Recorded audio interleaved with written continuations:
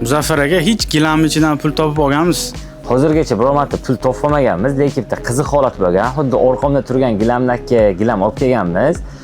Uni yuvish jarayonida to'rtta tomondan orqa tomoniga bir xilda qilib munchoq qadalgan bo'lgan. Mendan xodimlar so'rashdi, nima qiladi deyishdi. Olib tashlab yuvishda davom eting dedim.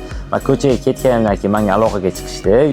Shu gilamni yuvgan xodimni oyoq qo'li ishlamasdan hushidan ketdi deyishdi. Men shoshib keldim. Xodimni salqinga oldi, suv qo'sibdi, o'ziga keltirdi. U gilamni keyin tayyorlab, quritib, mijozga olib bordi-da, mijozni xavotirga qo'ymaslik uchun u haqida indamadim. Undan keyin o'sha mijozimizga gilam yuvilgani yoqdi-da, yana qaytadan boshqa gilamlarni bergan chaqirdilar. Shunda so'radim, "Chorli magiya deydimi? Xuddi shunaqa issiq-sovuq qiladigan dushmaningiz yo'qmi?" desam, "Bor" dedilar. "Men qaysining bilan yaxshi chiqishmayman" dedilar. "O'tgan safargi bergan gilamingiz qayeriki?" desam, "Spalnigimniki, yotoqxonamniki" dedilar. "Xuddi o'sha biz gilamingiz yuvib berganimizdagi birorta o'zgarish sezmadingizmi?" desam, "Men spalnigimga kirsam, doim boshim og'rirdi.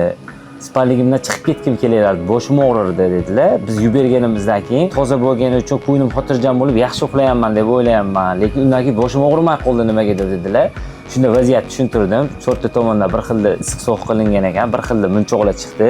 Xuddi sizni gilamingizni yuvgan xodimni oyoq qo'li ishlamasdan hushidan ketib qoldi deb tushuntirdim. 2-3 kun oldin gilamlarni yetkazib berdi. Yana bizga doimiy mijoz bo'lib qoldilar. Bizda eng qiziqarli hodisalardan bittasi shu bo'lgan. Lekin hozirgacha biror marta ichida qimmatbaho buyum yoki pul topib olinmagan.